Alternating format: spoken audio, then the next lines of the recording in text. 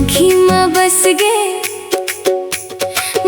गे रे छाया मोर मन के अंगना माँ ऐसे बढ़े रे माया। तोर हंसी के झलक भागे रे मोर जिया देख ले बस तोर चेहरा भागे रे सजनी। कैसे बताव तोला मोर दिल के हालत तोर बिना एक पल लागे रे सारी रात। मोर गोंदा फूल पे हंस मोर गोंदा फूल पे हंस तोर नाम लेके धड़के मोर गोंदा फूल पे हंस।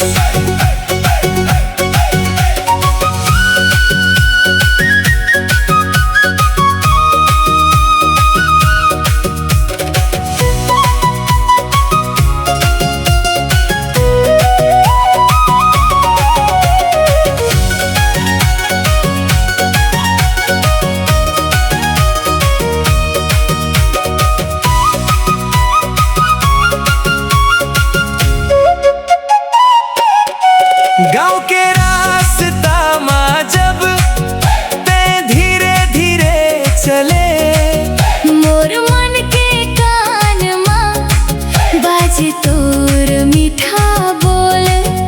अंगना माँ जब ते आवे सब रंग आ जाए तोर कंधा के छाँव माँ मोर पीड़ित समाए। कैसे बताव तोला मोर दिल के हालत तोर बिना एक पल लागे रे सारी रात। मोर गोंदा फूल पे हंस मोर गोंदा फूल पे हंस तोर नाम लेके धड़के मोर गोंदा फूल पे हंस।